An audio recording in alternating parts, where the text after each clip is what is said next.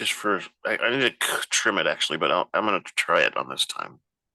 So, intro. Let's hit the intro.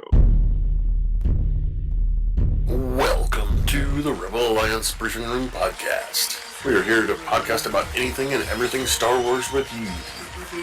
Please visit our website where you can play current and past episodes. That's https://RABR KyleJohansson.us. That's RABR.KyleJohansson.us. On the left-hand side is a navigation menu. You can use this to learn how to load the Rebel Alliance Briefing Room podcast on your Android or Apple phone and tablet. And we have direct links to our podcast on Apple and Google Podcasts. Please participate by connecting to our social media, answering questions of the week, or submitting feedback directly from the site. Again, all of these are available at the Rebel Alliance Briefing Room website at RABR.KyleJohansson.us. And now, it's time to talk Star Wars. I am Kyle John Johansson, and this is Andrew Scott Sutton. Say hello. Hello. No, Andrew. He thinks he needs money more than podcasting, which is fine. To each his own. We've got Rick here. He's got a video up there, but for some reason he can't get his face on the video. But that's beautiful. That's better looking than my face ever could be. Yeah, that's a beautiful scene. Right over the front of a boat, out towards the water and looking at the land in front of it. That's the far north of Northwest Ontario. That's God's place. Yeah, not much out there but wilderness and yourself. That's the way it should be. Except for right now, there's probably 6 feet of ice, so I don't want to be there. Yeah, it gets pretty cold up there. It gets pretty cold. All right, so today we're reviewing Star Wars The Mandalorian, Season 3, Chapter 19, The Convert. First, we're going to go through some cast and directors and all that. We're going to play a commercial, and then we'll get into discussion along with our thoughts and the question of the week, which is going to be complicated, I think, for a lot of people. But yeah, so let's play the spoiler thing so we can get people ready.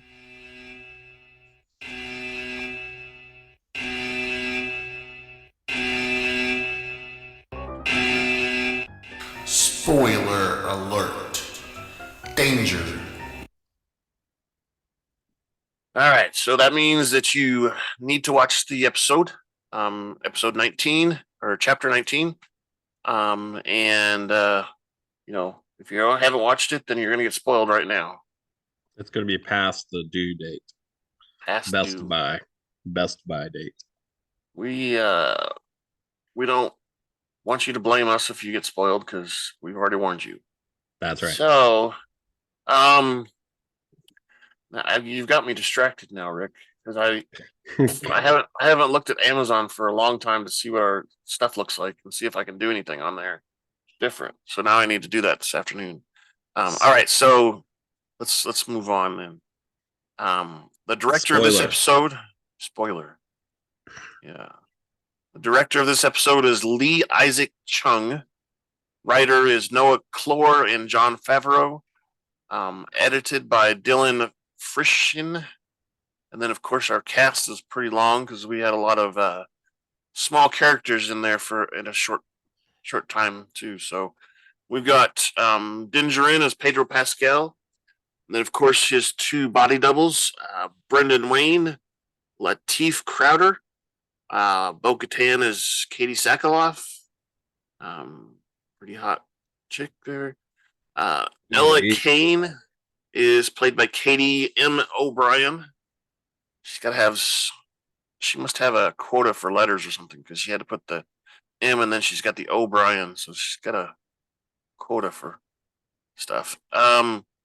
And then she was talking to the Amnesty Affairs Commissioner. Sunkrish Bala was him. We also saw Dr. We learned his first name, Pershing, played by Omid Abtahi. And then, he gave a speech. And then after the speech, he was out in the lobby area. He talked to several aristocrats. Aristocrat 1 was Valarie Pettiford. 2 was Stephen Kern. Aristocrat 3 was Norwood Cheek. Aristocrat 4 was Veanne Cox. I think the one Norwood Cheek was the calamari fish looking one. Yeah, I was going to say, he talked to the guy that looked like the fish guy that was on the rebel ship. Yeah. And there's a little thing in the pod or in the show about that sort of. It's one of those hidden gems that people always find. Easter egg. Easter egg. Yes. Easter's coming. I'm so excited. Little buddy. Not really. Not really. So there's an Easter egg on that, and I can tell you right now. So no, don't spoil it. That will spoil it. It's a spoiler. Spoil the spoiler? No. I'll tell you right now. So Dr. Penn is on that table where he's complaining about the mind flayer. Mm-hmm. And he looks at the calamari that's in that room and says, "It was a trap." Relating to the episode in Star Wars where the calamari said that too. It's kind of a thing there. It's a trap. It was a trap. Aren't they sneaky little fellas? Exactly. All right, so let's play the commercial that is the place that is exactly across from Aaron's Armor Sparkalorium. So we'll play that one. Are you planning your next trip to Tatooine? Well, come on down to Pelly's Mod and Repair Shop, where our droids will spruce up your wagon. We'll service just about anything from Starfighter Corellian Y1300 freighter to a Vespa hovering scooter. If we don't have the part, we can get it. If you qualify for our special program, we'll provide you with any part our Jawas can get. Well, that's right. Come on down to Pelly's Mod and Repair Shop, where we can store fuel and upgrade your vessel. We're located at Tatooine's Mos Eisley Spaceport. Hangar 35. 35, yeah. Just a side warning, be careful. Sometimes there's rumors of scams that have been going on with, parts being stolen off of people's transportation devices. Oh, yeah. So be careful with that. Is this a sketchy neighborhood? It could be. All right, so let's get into this thing. So the Mandalorian season 3, chapter 19, The Convert, first aired on March 15th. Do I need my concealed blaster permit for that? Yes, you do. Okay. You cannot carry a blaster without a permit. Yes, I'm gonna have to update that. Running time was 59 minutes, and our timeline is 9 after the Battle of Yavin. So that means it's time to grab your favorite beverage, pull up a chair, and join us in the Rebel Alliance briefing room.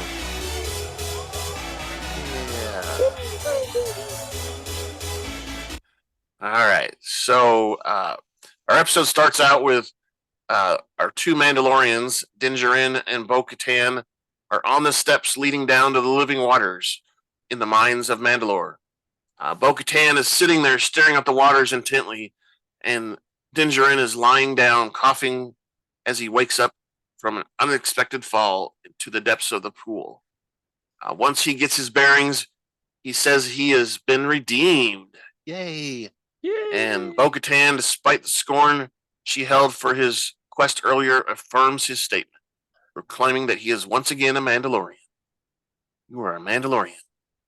And that she witnessed the submersion. Before they leave, Djarin fills up a small flask with the living waters and puts the flask on his belt as he picks up the foundling Grogu. Bo-Katan hesitates, asks if he saw anything in the water. He responds, I saw a bunch of stuff going in front of me while I was falling deep down into the water. And Bo-Katan replies that it's not always that way.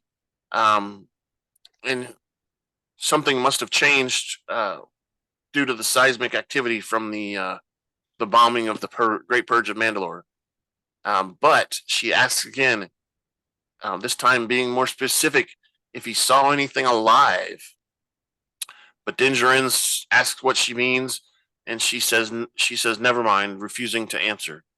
As Djarin exits the cavern, she hesitates and looks back at the waters, but it remains undisturbed. He never caught on what she was asking, which is kind of Nope, surprising. Nope, he didn't, and he was. I was assumed that he was supposedly passed out. So he on the way back up, he probably didn't see anything. But they focused on it quite a bit. So they focused on it when they were going up. Yeah, exactly. When they went up, and then she's staring at the waters, and then she looks back at the water. So something's going to happen there. We don't know what. And there's something a little bit later on too, but I don't want to jump to it because I don't want to spoil the spoiler. Right. Yeah, of course. All right. So going on, Bo-Katan and Djarin and Grogu and the astromech droid R5D4 depart the planet in Bo-Katan's ship. Djarin asks to be taken to his ship and that they will part ways afterwards. He thanks her and all that stuff, and I appreciate blah blah blah. I understand if you don't want to be my friend anymore. Okay, see ya. Yeah, all that kind of stuff. And Bo-Katan says, but maybe there won't be a second callback. Yeah, because I can't take my helmet off, so there's no kissing. Sorry. Bo-Katan says that she would offer to hold him a feast, but doubts his helmet will be removed again.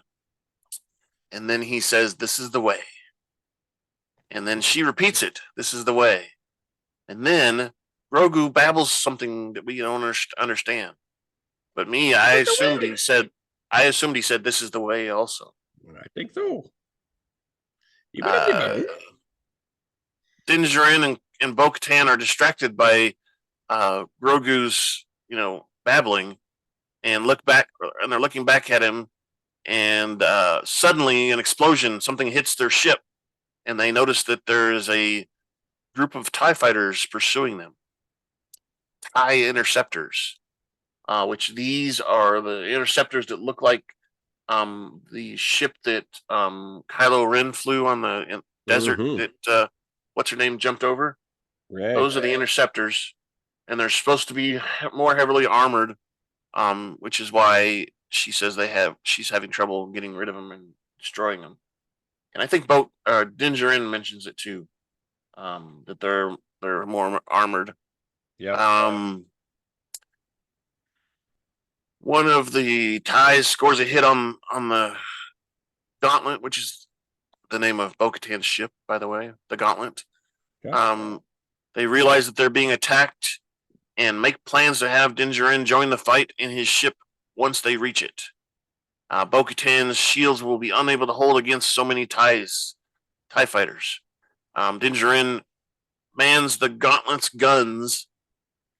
He asks who is coming after them. In response, Bo-Katan points out that she has angered lots of Imperial warlords, Oops.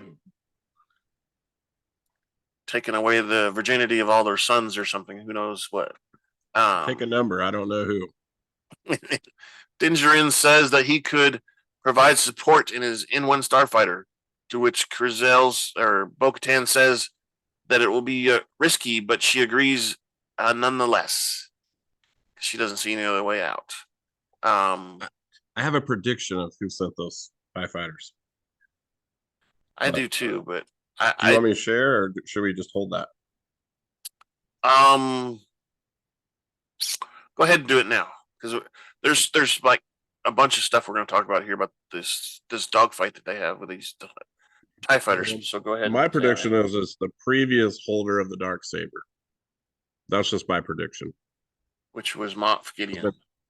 Yeah, he's been tracking Mando and figuring out where he was going, and just got lucky with Bo-Katan.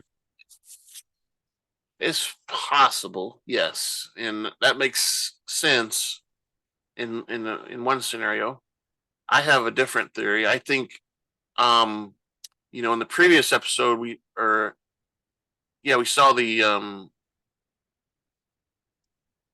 who was it that he angered last time and said they were going to come after him? It wasn't anybody this time. It was last season, wasn't it?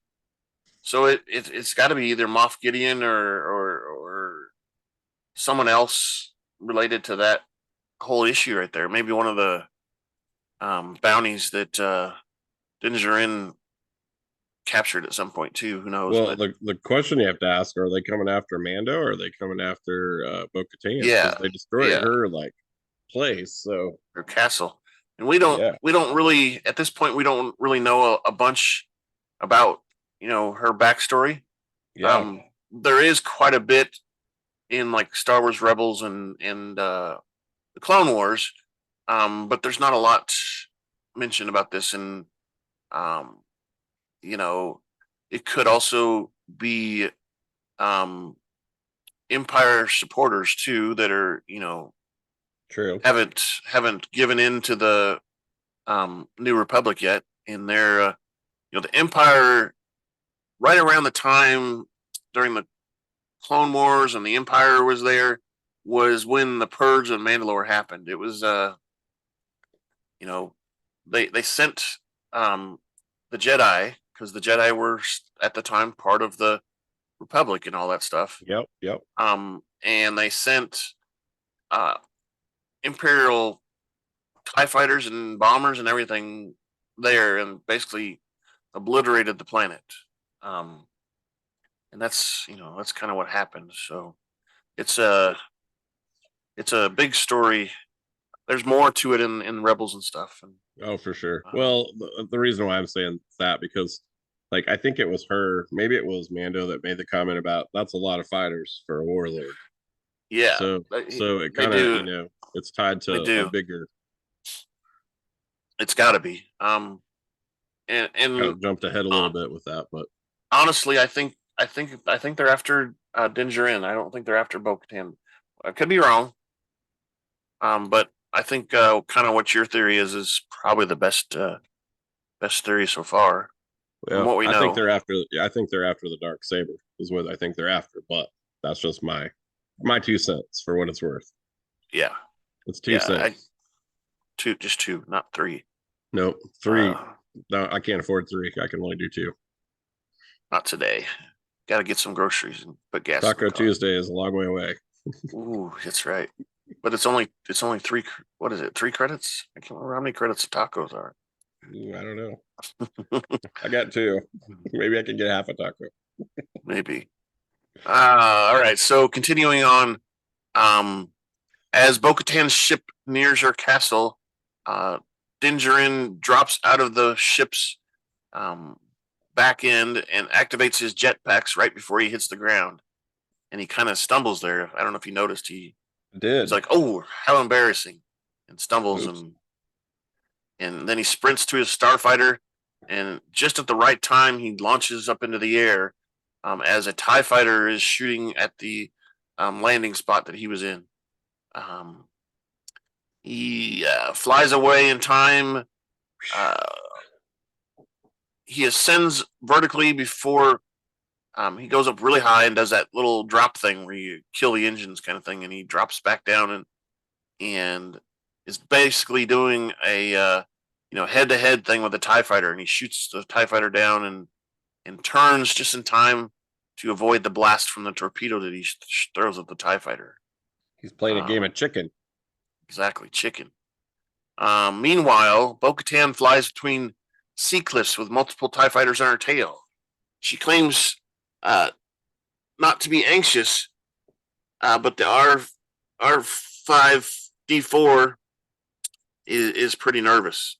And I think at one point here we see him actually pass out. It looks like he falls back like he's passing out. Although she immediately undermines the statement by accidentally scraping a wing against one of the cliff sides, admitting that it's been a while since I've sorry, it's been a while since I've actually done this, I guess. Although one of the TIE fighters does fly into the cliff and explode, she fails to shake the others until Djarin's N1 comes to the rescue. Dun, dun, dun, dun. He shoots one out of the air, and Bo-Katan instructs him to go to the right while she goes to the left, out over the waters, where she cuts her engines and turns one of her wings so that the shear forces will spin her around. That was a pretty cool move. It was a pretty cool move. It's like that was putting on the brakes. Yeah. Just tap the brakes. Just tap the brakes. Yeah, and yeah, that was a pretty good one. She destroys the TIE fighter and turns her engines back on just before she would hit the water. You can see everybody in the cockpit is up in the air, and they drop back down as soon as she hits the thing. So they're on a roller coaster ride in that cockpit. Whee! I thought for a second there they lost gravity or something, but it was just they might have. I don't know. They could have. G-force. Yeah, I thought it was more like a roller coaster kind of thing where you feel like you're floating or something like that, which you probably are. That's why they make you buckle in, you know. I'll take your word for that. I don't ride those things. The only roller coaster I ride is the one that I got my hands on the steering wheel. Wee! I'll get you out in some of those slick track go-kart things, you know, that slide around the track. Those are fun. Foot on the gas and you never touch the brake. Yeah, you turn into the slide. Sometimes you do. Nah, no way. No, you just take your foot off the gas a little bit. You never touch the brake on those things. Yeah. That's pretty much what I do. Foot to the floor all the way. All right. So now that they're clear of all the TIE fighters, Djarin and Bo-Katan are exchanging damage reports. Of course, Djarin has no damage, but Bo-Katan has shield damage, and she compliments him on his good shooting.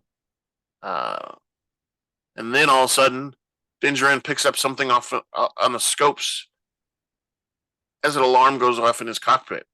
They look over at the landscape and see explosions in the distance, plumes of smoke rising from Bo-Katan's castle, as they see TIE Fighter SA bombers destroying it. And if you notice, those were a little bit bigger. They had maybe 2 modules in between the wings. Yep. So they could store all those bombs.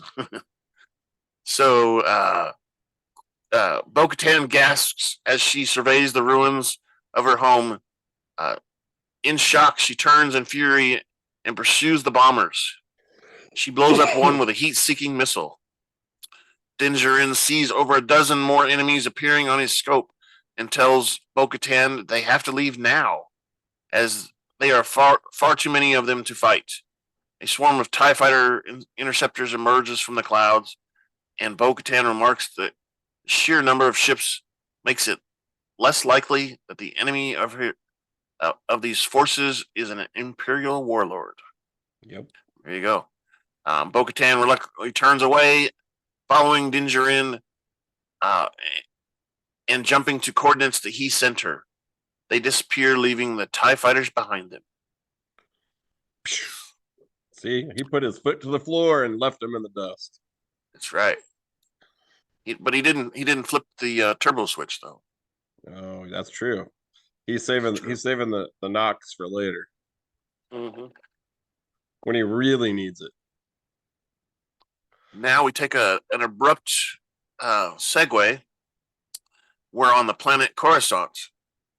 Patrons fill the galaxy's opera house, which in the Revenge of the Sith, maybe. Yeah. One of those movies where Anakin's at the opera house with with Palpatine. Yeah. Same opera house. We're just having a speaker instead of weird bubbles and whatever stuff. Yeah. Entertainment. Yeah. This is So enlightenment versus an entertainment. exactly. So they're listening to Pen Pershing, a former Imperial scientist who once worked for Moff Gideon. Oh. Yeah, sink that in a little bit. He speaks on his experience in the Amnesty program. He claims it saved his life, as he has no choice in working for the Empire. He had no choice in working for the Empire. He now wishes to use his expertise to help the New Republic. One of the people in the audience is the communications officer who also formerly worked for Moff Gideon. And apparently, we should have noticed her in about 4 different episodes last season. I recognized her when I saw her, and he recognizes her because Yeah, he's like he almost does. terrified when he sees her. Pretty much. Well, because it's Moff Gideon. Yeah, Moff Gideon's a pretty scary guy, but yes, and her look is kind of terrifying too. She doesn't have a pleasant face all the time. Is what I'm trying to say. No. Yeah. She has Anyway, RBF. arg. She has one of those ones where you got a cob up your butt and you can't really figure out how to get it out. Yeah, well, we'll just leave it at that. Pershing recounts how his mother died of heart failure and that the incident is what inspired him to work towards organ cloning technology, prevent a similar incident happening to others. When he finishes his speech, he is surrounded by socialites fawning all over him, but he endures with an awkward smile. And I want to stop here for a second and say, isn't it strange with all the technology and everything they have, mostly for weapons, I guess, but they have, things that can fly on their back, these little rocket things on their back, all these technologies, but they don't have the cloning thing figured out yet. Well, I mean, yeah, but humans are a little bit more complex and intricate. Like, Yeah, well, it takes the Commonians, that they finally meet for them to realize, how to do all this technology. Because once they meet them, they share the technology a little bit and stuff. Yeah. And that's where Pershing bases most of his stuff on after that. But anyway, so Pershing takes taxi to his new home, the Amnesty housing.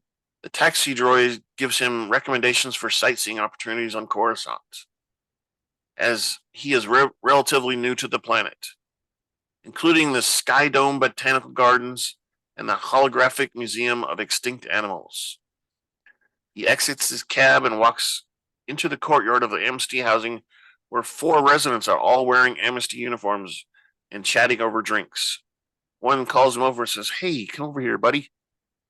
He introduces himself as Amnesty Officer M34. Pershing shakes his hand and offers his designation in turn, Amnesty Scientist L52. Pershing's pins indicate that he is new to the Amnesty housing, and he explains to the Amnesty Officer M34 that he just arrived from the Reintegration Institute. M34 introduces the rest of the group, Amnesty Officer M40, G27, and G68, who Pershing recognizes immediately as the communication officer who worked for Moff Gideon. When he remarks on this, the group exchanges the rumors that they've heard about what happened to Gideon. One heard he escaped on his way to the war tribunal, and another claims that it is merely a cover story to hide the fact that the New Republic used a mind flayer on him. And I wanted to explain the mind flayer a little bit, kind of to explain it in the episode. But the mind flayer basically scrambles your brain a little bit. Mm-hmm. And for some reason, your brain interprets that as a feeling of relief. Okay. And if they turn it up high enough, it can scramble your brain enough so you could, you're pretty much a vegetable and possibly could die from it because it could scramble a little too much. You may not know how to breathe anymore or something like that. Yeah, you crank it up and you become a tossed salad. Exactly. All right. Yeah, because he specifically says that you'll enjoy this. It will provide you with relief and relaxation. Relaxation maybe, but relief, I think.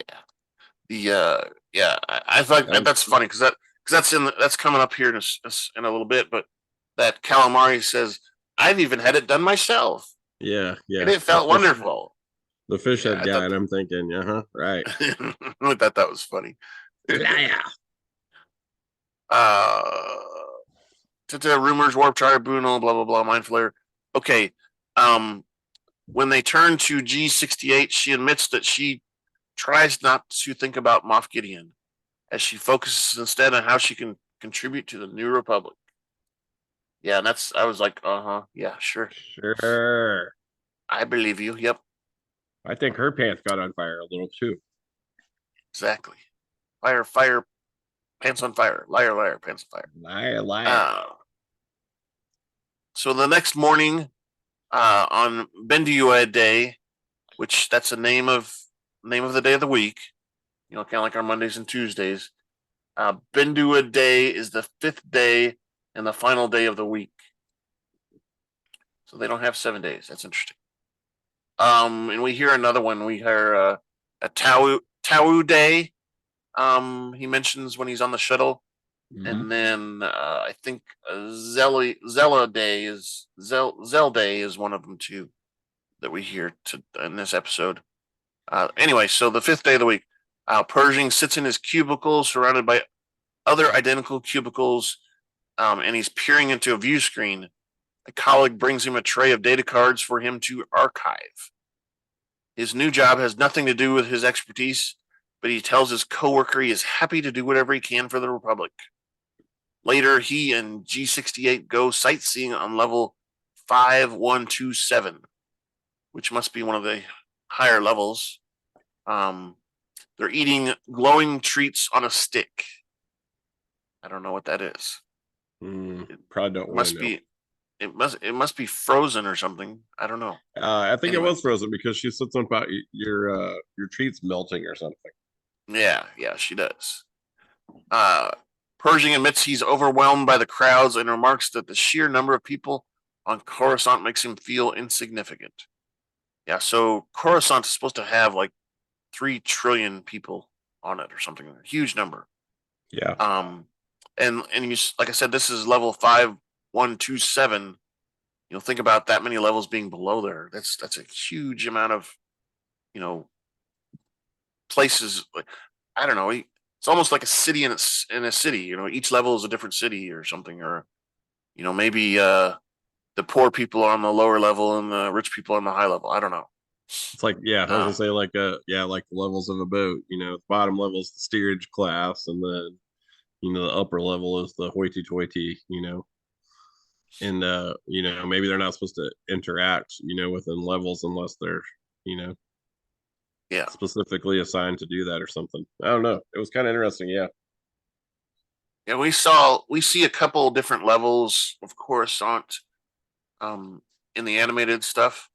As a matter of fact, the last season of the Clone Wars was pretty much about Ahsoka and what happened with her, and she ends up going down quite a few levels, and meeting some people down there that we end up meeting.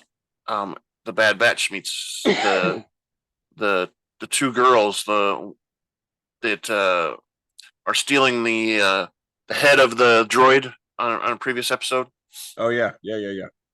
They were in Clone Wars, and Ahsoka met them, and that's how they got involved in the alliance, or the you know rebels, I rebellion. guess you could say. The All right, rebellion. so he's overwhelmed, insignificant, but G68 says she feels special because she knows how much it took for her to return here. She grew up on Coruscant and remarks that while not much materially has changed, it feels different. Because the New Republic's taken over instead of the Empire. Yep. She says they thought they were doing something good under the Empire, and Pershing says that he thinks about his unfinished research sometimes. He would like to use it to help a lot of people, and G68 suggests he continue it. He points out that because of the ethical complications of cloning, the New Republic is not interested in his work. And G68 responds that merely following orders is what got them into this mess of the Empire in the first place. The New Republic was struggling as a fledgling state, and his work would help, even if it would be against orders. Dun, dun, dun. Pair reach a large rock jutting up from a hole in the floor, and G68 tells Pershing that is a Umite, which is the only part of the surface of Coruscant that can be seen from upper levels. And Umite is like she said in the episode, it's a mountain, the top of a mountain. In the Minari range on Coruscant, and by this time everything is covered. And also, Coruscant is called a Eucananopolis, meaning it's a city that is enveloped an entire planet. That's what Eucananopolis is called. Cool. Planet fabric, tunnels, blah blah blah. Unimite is the peak of a monument, a plaza. So, lost my spot. The only part of the surface that can be seen from upper levels, G68 encourages him to touch it, laughing when a droid hurries to prevent him from doing so. Playing little tricks already. Missed the sign. Do not touch. Yeah, do not touch. And he drops his photon fizzle pop, or not his photon fizzle pop, but his whatever lighting up popsicle thing. But she offers to buy him a photon fizzle, which is different, an apology for tricking him, but she's still laughing. Which kind of foreshadows her evil tendencies in a way. She enjoys torturing people or something. Way to ruin a very, touching moment. Exactly. In the morning, Pershing is interviewed by a parole droid who asks his feelings about the New Republic and general emotional state. Which I thought those questions are funny. It sounds like questions that you like. We did a survey thing at my work, and they ask questions like that. Yeah. Do you have a friend that you at work that you confide in? Are you happy with your company management? Stuff like that. Are you happy with your job? Stupid. Is there questions. anything that you could see that needs to be changed? Yeah, kind of like that when the Bobs came in an office space. Yeah, that's what I was getting ready to say. The Bobs. We're not here to fire anyone. We're just here to see about your culture. Exactly. At the end of the interview, he asks the droid whether he is allowed to continue his prior research on his own time. The droid responds, quoting that they are forbidden by the Coruscant Accords, which is the I think it's that peace treaty that was signed that formed the New Republic and dissolved the Empire, basically. Means that they can dismantle all their stuff. So it's forbidden by the Coruscant Accords. I was trying to see if it had a date on the Coruscant cores, but I don't see anything. There's no record of a date. But it is, he quoted the subsection 13's subparagraph 7. So that would not be possible for Pershing. Pershing returns to Amnesty housing where he finds G68 sitting in the courtyard. He tells her that he's been thinking about what she said and that he wants to prove to the New Republic that his research can be used for good. In order to do so, he will need a mobile lab station, which G68 claims they could acquire if Pershing is willing to go outside the boundaries set by the parole conditions. The punishment for would be being returned to the Reintegration Institute. G68 responds that she regrets her past actions in the service of the Empire, but says that she is willing to help if his research means a lot to him. When he refuses, breaking the law. Exactly. She's tempting him, it sounds like, right? Maybe. When he refuses, saying it's too dangerous, G68 tells him to sleep on it before leaving him alone in the courtyard.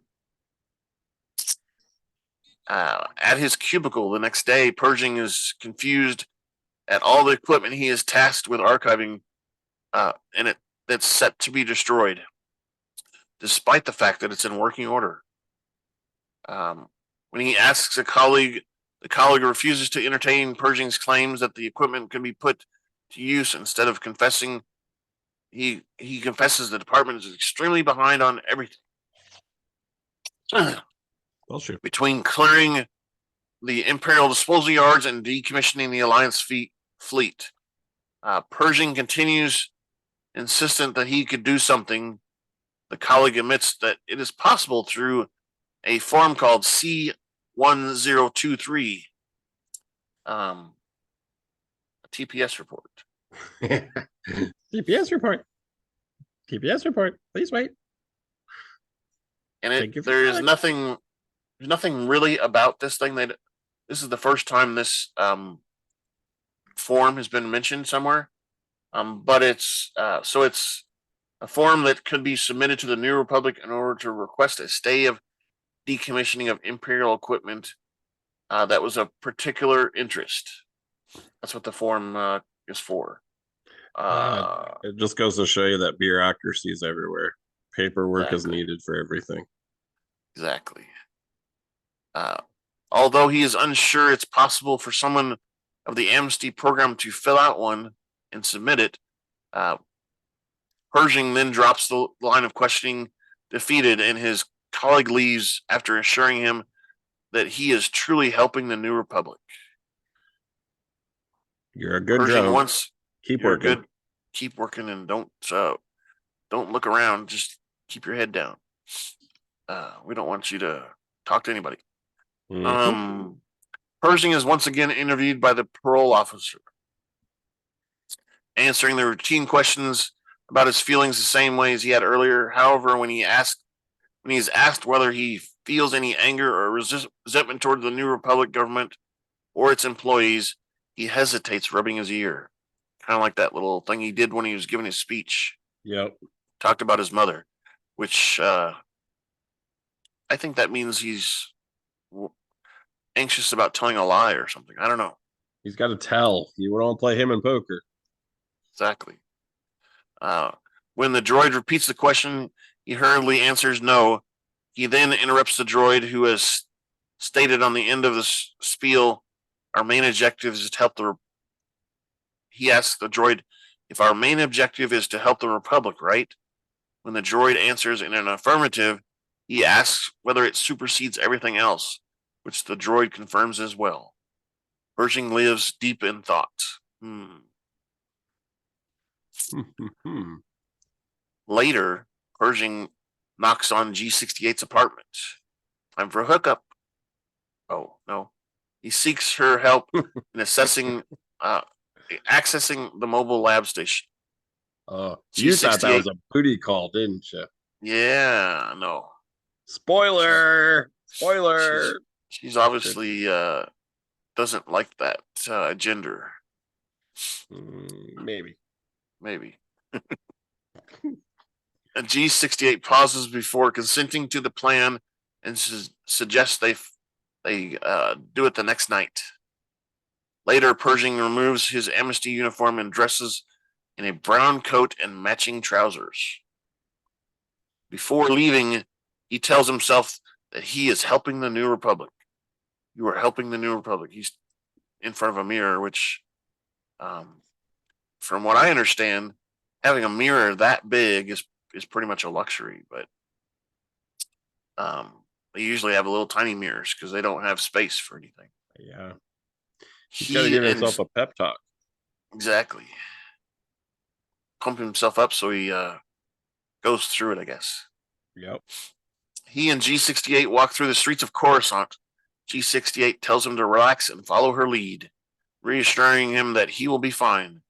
They walk past several New Republic soldiers and sneak through a checkpoint. Did you notice that? She put her foot in there, and then that's how they got through the checkpoint. Yeah, she waited until someone came through. It was like in New York, you have a bus pass. You swipe the bus pass to open up the thing so you can go through. And she stuck her foot in there. The turnstile or whatever you want to call it. What is that thing called? Is that right? Turnstile? Is that what it's called? Yeah. Except it was a kind of a gate, like they have at Walmart now. You got a gate. Yeah. Maybe she's done this before. Maybe it looked like it because she kind of knew what she was doing there. Yeah. They walk past several more soldiers and sneak through the checkpoint.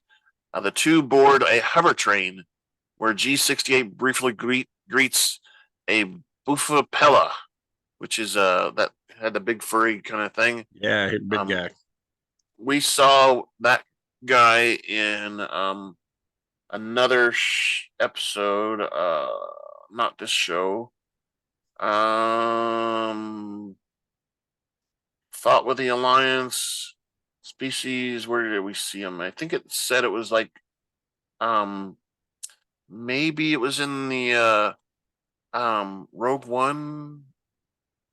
Yeah. I think you're right. Maybe.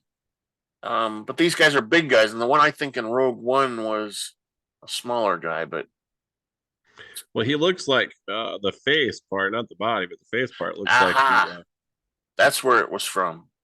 So it was in Rogue One. No, that's not Rogue One. That's one of the new movies. So it was in the Canto Blight casino, where Finn and Rose break in there. It's one of the first things they see is this big guy, and then they run into that little guy that's so drunk that he can't figure out what he's doing. Yeah.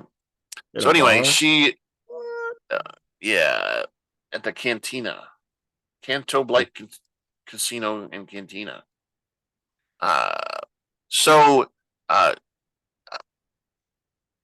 Pershing asks him if it's Tong's Day, which I told you was another day of the week. It ends up to be the third day of the week. The Bufapel nods in return. G68 gazes out the window at Coruscant's crowded skyline, and then tells Pershing that they are heading to the Gideon light cruiser. So they're going to Moff Gideon's light cruiser.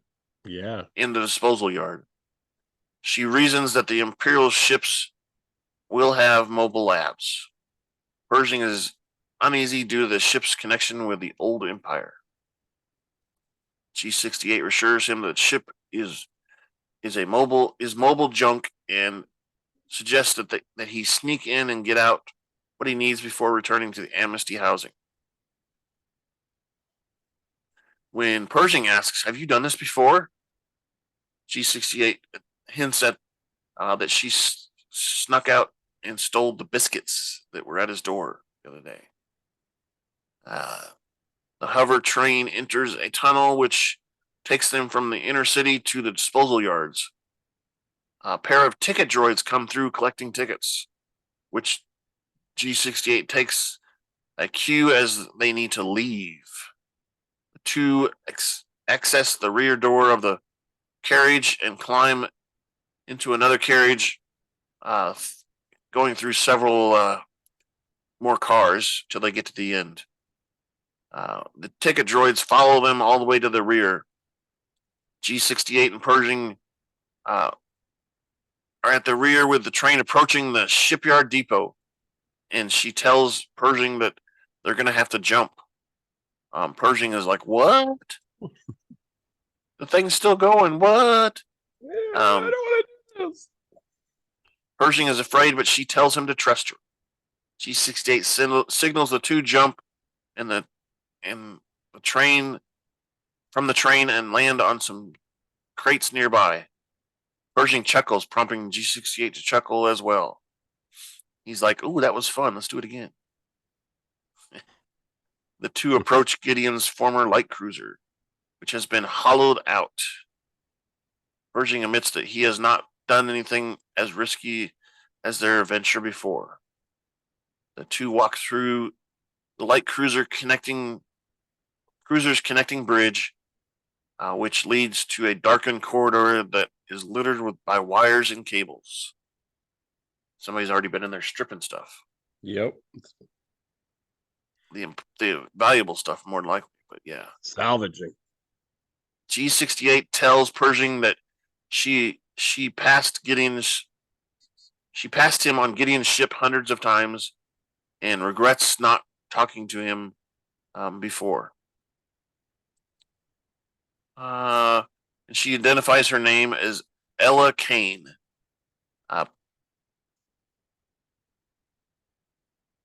As a scientist, Kane leads G68. No, Kane is G68. Yeah, she's Kane leaves Pershing to the mobile lab before asking him if everything he needs is inside. Of course, Pershing is Gideon, excited about what he sees, and says he'll take only what he needs. Kane reminds him that everything inside is going to the scrap heap. It'll be thrown away, and Pershing regales Kane with a story about his childhood dream of being inside a laboratory, mentioning that his mother grew up in a small town and never lived to see that dream. Pershing asks Kane what she aspired to be as a child, and she replies that she did not have time to think of that. So Pershing asks her what she aspired to be as a child, and she didn't know. She didn't even want to be a firefighter. She just didn't know. Maybe she's a clone. Dun dun dun. I don't think so, but but I just thought I'd throw it out there. It's funny. The two hear movement, but Kane claims the ship is rattling and settling. She volunteers to keep watch while he continues packing. Pershing retrieves a box, and the two exit the laboratory. Pershing asks how they will get back. They hear a movement approaching through the sliding door and run through a corridor that leads out to the light cruiser and into the disposal yards. While running, they are spotted by an airspeeder, which shines a light on them. The two are surrounded by New Republic soldiers who arrest Pershing, and Pershing is shocked when the soldiers allow Kane to depart with a recovered box. Soldiers reiterate their orders for Pershing and tell him to raise his hands. Pershing surrenders and he is handcuffed by the soldiers. Dun, dun, dun. They knew who he was because they identified him. They did. They called his name out and everything. Yeah, as L whatever. I can't remember what it was. And yeah, so L52. L52, thanks. And then he kind of comes to the realization that he got duped. Yeah, and I have that brings up something. I have a wondering as why they're identifying themselves as letters and numbers instead of by their names. Well, but that's the stormtroopers. They don't have a name. Know. They go by letters. I know, but they're trying to get away from that. Because the Empire was the stormtroopers. Yeah, but and the clones. It's hard to break old habits. I guess. I don't know. It just seems weird to me. Yeah. Maybe they're doing it because that's what they're used to. They're all people from the Empire and they're used to that kind of thing. I don't know. Yeah, But it just seems weird. I don't know. Okay, so Pershing is restrained on an operating table by a Mon Calamari technician. Pershing tries to explain his actions, but the technician responds that the Amnesty officer G68 has already submitted a report. When Pershing asks what she told him, the Mon Calamari replies that he understands that adjustment can be difficult. Pershing protests, but the technician says the Imperial indoctrination can be difficult to overcome. When Pershing realizes that he will be subject to a mind flayer. The Mon Calamari reassures him that it is a 602 mitigator, which he claims to be a non-invasive experimental treatment recently approved for rehabilitation. It's a mind flayer. It's a mind flayer. No, it's not. And well, yeah, that's what they keep telling him. And when I look up the 602 mitigator, it's a mind slayer that does the same thing, but they use low voltage only, which the technician explains here. The technician explains that it's low voltage and it can be used to treat traumatic memories. He'll heal. Technician, yeah, exactly. You'll feel fun. You'll feel great. It's just a little tickle. Exactly. That's what he kind of says too. He says you might feel a little tingle or see some weird, funny lights, but it'll feel great. As a technician briefs Pershing about the procedure, Pershing protests that it will purge him of his memories. Obviously, since he's a scientist, he knows quite a bit about it. The Mon Calamari disagrees and says that he has been through the treatment himself and found it refreshing. Safe. Nothing to worry about. Nothing to worry about. The technician and his colleagues ignore Pershing's accounts that Kane set him up as a trap. It was a trap. A trap. And you see the one guy put the helmet on, and then we have another technician that takes his glasses off too. And Kane watches the procedure through, the glass window, the one-way mirror. Yeah, the one-way mirror. But Pershing can see her through it, so it's not a mirror, I guess. But I guess true. The Twi'lek commissioner next to her expresses disappointment in Pershing's apparent deviance and thanks Kane for alerting him. Kane replies that it will help him, while the commissioner commends her for being a successful candidate. The commissioner begins initiating the sequence, and Kane asks if she can stay, claiming that Pershing was a friend that relapsed and she cares for him. The commissioner relents and exits the room, but in secret. She raises the mind flayer settings, which cause Pershing pain, and the lights kind of start turning red, and the little beams that are going over his head start turning red too. I think it's more than a tickle. More than a tickle. And then we have another abrupt transition. So we go back to our Mandalorians. Bo-Katan, a ship Gauntlet, and Djarin, the starfighter, exit hyperspace above an unidentified planet where the Children of the Watch covert is based. Djarin explains that this is how his people survived in exile. Bo-Katan remarks that they still live by the old ways, and Djarin advises her to keep her helmet on during the meeting, and she obliges. They land on the banks of the lake near the covert that we saw the big crocodile earlier last episode. Yep.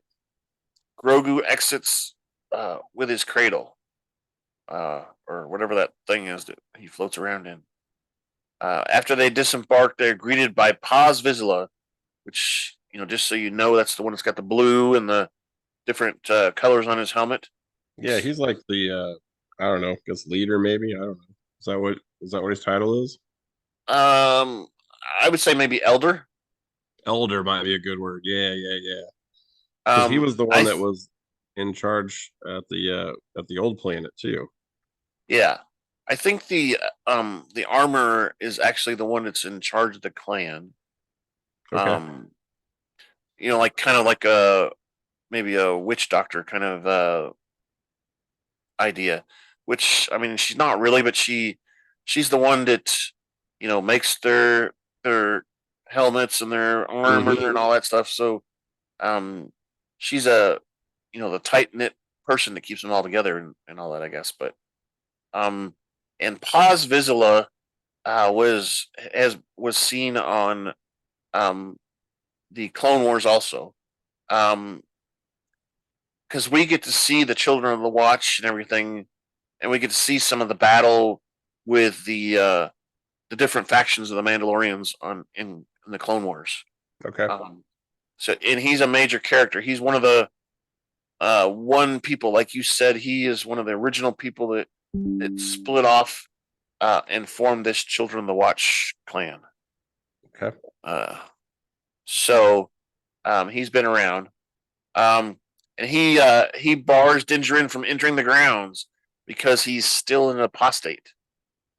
And Djarin, of course, responds and says, "I am no longer an apostate because I have managed to reach the mines of Mandalore and dunked myself into the living waters. He's redeemed. And I'm redeemed." Vizsla does not believe him, but Djarin explains that that it's a lie, that Mandalore is uninhabitable and cursed. When Vizsla asks how they can ascertain if Djarin is lying or not, Bo-Katan speaks up for him and says that she was a witness. This prompts Vizsla to ask Bo-Katan who she is, addressing her as a night owl, which is a reference to the pattern on her mask. Yeah. mask. Bo-Katan introduces herself as Bo-Katan, House of Kryzel. And Vizsla regards Kryzel as an apostate as well. Djarin submits a cylinder proving that they have been to the living waters. Vizsla replies that they will see if this is true or not, and allows the three of them to enter the cave under heavily armed guards. So they surround him pretty much and don't let him, out of their sight. Yep. Inside, the armor is working at the smelter. Vizsla reports that Djarin and Bo-Katan claim to have bathed in the living waters. When the armor asks if this is true, Djarin submits his cylinder that he collected the water in as proof. And Bo-Katan testifies that she was present and that she pulled him out of the water when he fell into the depths. Grogu watches from inside his little cradle while the armor empties the cylinder contents into a water container, releases a turquoise kind of color into the water. And the armor ascertains that Djarin is telling the truth and declares him redeemed, adding that this is the way. And we hear it repeated all over. This is the way. This is the way. This is the way. She also rules that Bo-Katan is redeemed by creed. When Bo-Katan responded that she is not a believer, the armor asks if she has bathed in the waters and has removed her helmet since then. Bo-Katan confirms that she has not removed her helmet, and the armor permits Kryzel to join the covert and live as her ancestors once did. She gives Bo-Katan permission to leave, but states until then she is one of the Children of the Watch. The armor leads her followers by chanting, "This is the way. This is the way. This is the way. This is the way." Crazy cult people. Yeah. As the other Mandalorians praise Djarin and their praise Bo-Katan a little bit too, for redeeming themselves. And then joining the convert. Exactly. And they and we see that Bo-Katan sees a silver or probably a Beskar version of the Mythosaur hanging on the wall in the room. Yep. Which brings us back to the waters. Foreshadowing again. The foreshadowing. And that's when the credits start rolling down the screen. Well, and we've seen that Beskar or whatever it is, thing before, because it hung with the armor before.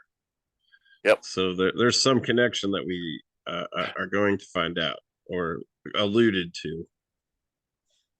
Well, the background is, and they kind of explained it when Bo-Katan was plaque. Yeah, when she read that plaque, but the Mythosaur is one of the foundations of the Mandalorians.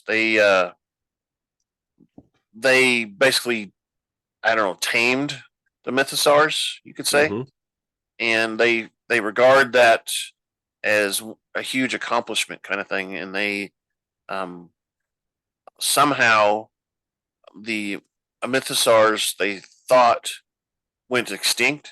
So to honor them, they used the symbol to honor the Mythosaur. But apparently, from what we saw, maybe they aren't as extinct as we thought. Which frightens Bo-Katan. Frightens Bo-Katan. Yeah, so that's the show. We have the question of the week that I alluded to earlier. And I put something complicated here, but the actual question that I put on the poll is Elia Kane a double agent working for Moff Gideon? And I, making sure that the clone program does not get in the hands of the New Republic by turning up the dial on Dr. Pershing. So that's the question I put. Where's my page? If it walks like a duck and talks like a duck, it probably ain't a penguin. Exactly. A penguin. The fact that she took him to Moff Gideon's ship that just happened to be there to be, junked out or decommissioned or whatever term you want to use. The fact that she was on Moff Gideon's ship and met the doctor numerous times but never introduced herself, and the fact that the doctor saw her and recognized her for being on Moff Gideon's ship and was a little terrified at that fact. Let's be honest, because when he first initially saw her, he was a little like heebie-jeebie, like fearful of that. Yeah, taken back.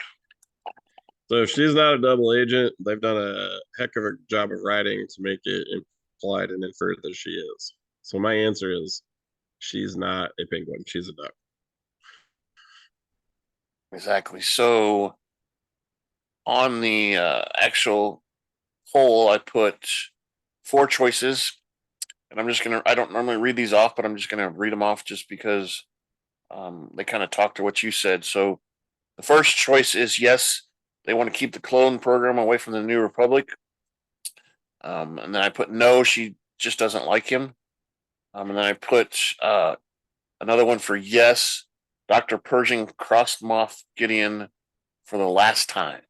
Oh. And then the last choice I put no, she is just against everyone.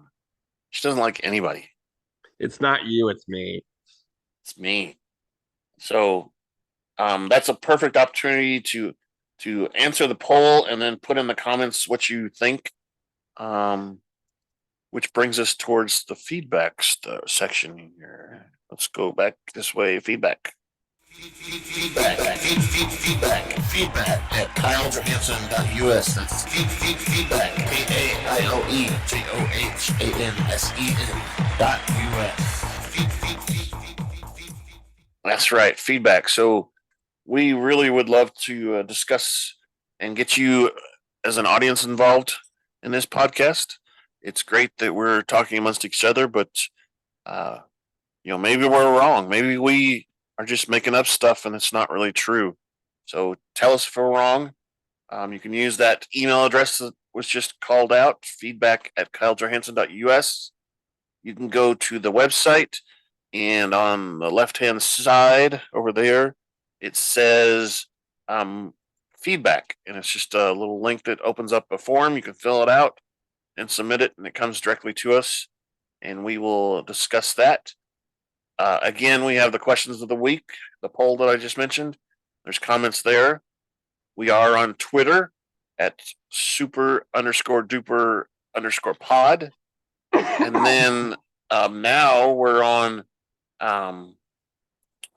Spotify and YouTube with our videos. And Spotify and YouTube both allow comments when you've looked at that as well. I want to explore. I think Amazon has a comment section too. But I really wasn't happy with Amazon's stuff before. I'm kind of hoping, like I was telling Rick earlier, that they've changed it a little bit. So we'll see. So we have those ways.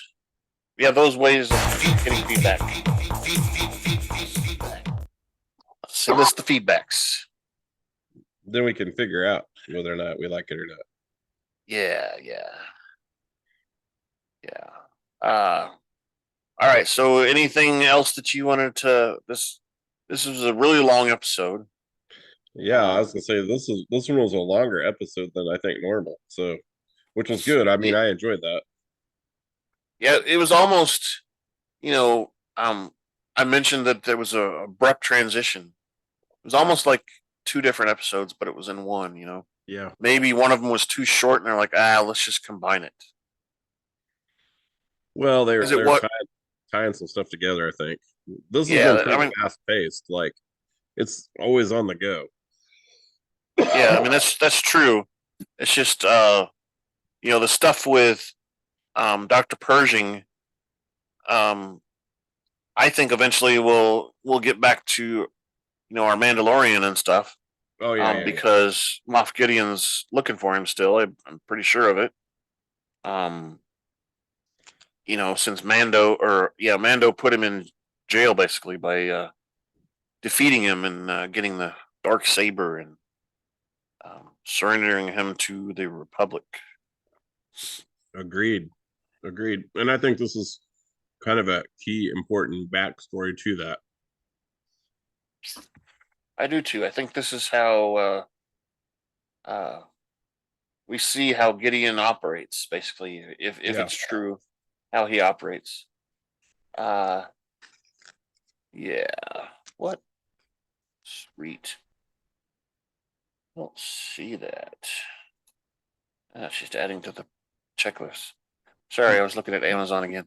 Yeah, I agree, and I think, like we've discussed, there's going to be a lot coming on that subject. We're just now into episode 3. Next week will be episode 4, chapter 20. And that means we'll have 4 more after that.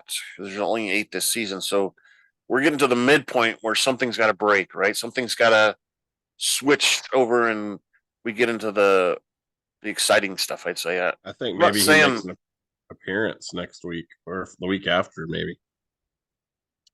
Possibly. Some of the spoilers, and I'm going to say it because I don't think it's true. Some of the spoilers are saying that next week is an Ahsoka episode. It could be, which means we'll probably get the Ahsoka episode and not hear Moff Gideon if that happens. But I don't know.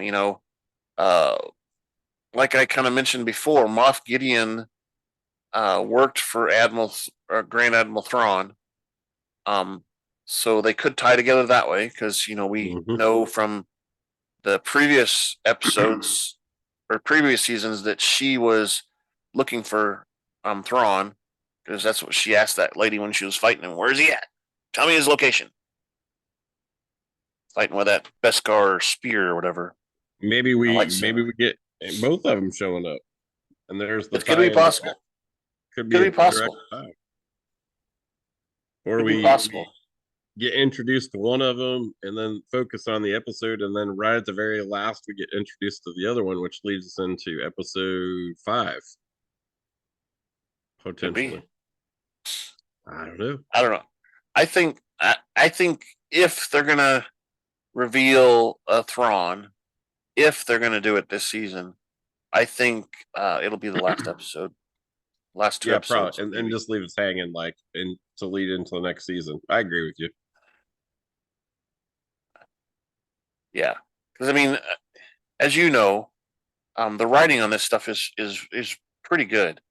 There's been some shows outside of Star Wars that are much better writing, but this is pretty good writing for Star Wars. Yeah, they have a pretty good plan, and I think that's justice to Jon Favreau, because he's got the plan already planned out before they even started filming all the episodes. Yep. It's not like a regular TV series where they kind of make it up as they go every episode or whatever. He's got it all planned out, and there's an end point that they have to get to every season and every for the entire show. And I personally think that end point is somewhere to do with Thrawn, but I could be wrong. There could be a lot more. I mean, we could end on Luke Skywalker training hundreds of new Jedis. I don't know, because that does happen in this time period. It could, and maybe that's how we get connected to Ahsoka too, is through maybe Luke makes another show. I don't know. I don't know. Well, see, I have a suspicion that now that Djarin is redeemed, that he is going to seek out Luke Skywalker because he still doesn't know how to use that dark saber. True. Last time he used it, it was heavy for him still. Mm-hmm. So I think he's going to seek out Luke Skywalker and get some training on it and help him figure out why he can't do that. And reconnect Grogu with Luke, maybe. Yeah, and like I mentioned at the beginning of the season, we have to consider the fact that remember when Djarin was taking the frog lady back to her home planet, and they couldn't fly with hyperspace because there was a problem with his engine, so they had to do the old-fashioned way. Yeah, and that supposedly took 2 years to happen. Wow. Which means Grogu was with Luke for over 2 years. Because right after that, he lands on Mos Eisley, and he's there with what's her name, and Grogu shows up. Yeah. In the TIE fighter or whatever. Mm-hmm. Luke's TIE fighter, not TIE fighter. That's not what it is. It's a X-wing. X-wing. He shows up in Luke's X-wing when all the Boba Fett stuff's going on. Yep.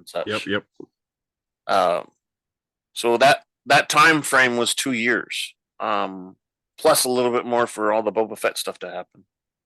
Of course, he was there during most of the Boba Fett stuff. Grogu was.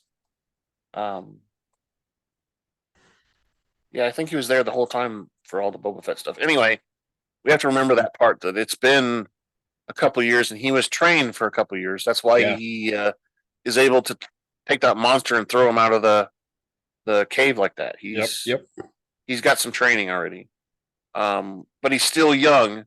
It's hard to believe that Grogu is chronologically 53 years old, but he's still an infant in that species, because they live 600 years.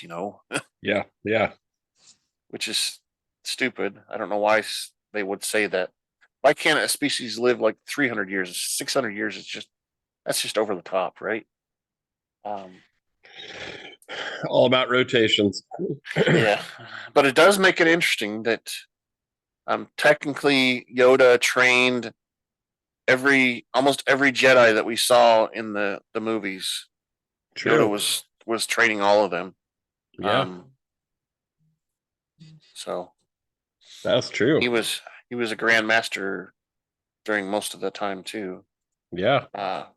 Because he survived everybody more than likely. Oh, you're the only one left. You're the Grand Master.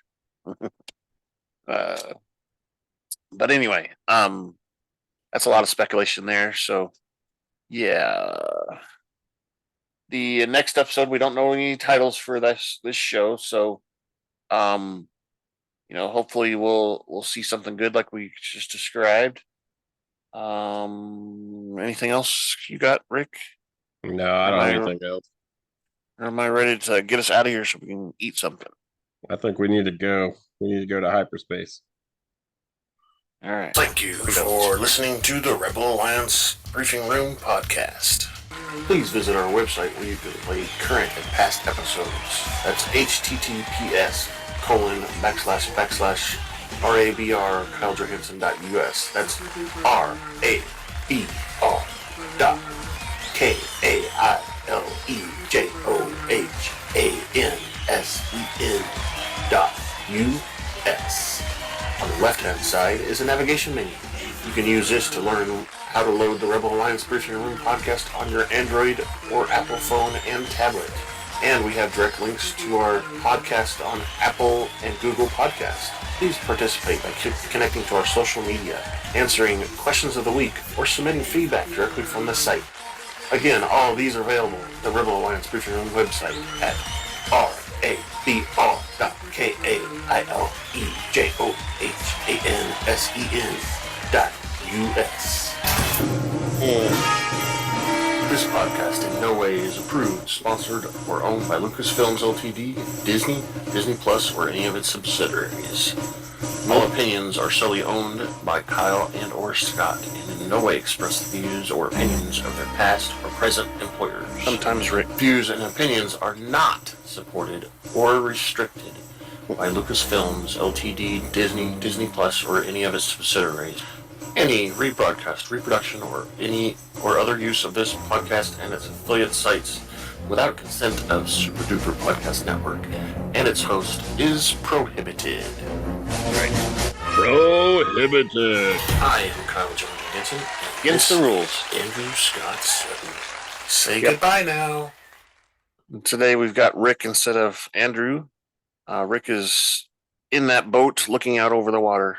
We can't see his face. The sun is setting. Goodbye. And the sun is setting. So, yeah, talk to you guys next week. We're out of here.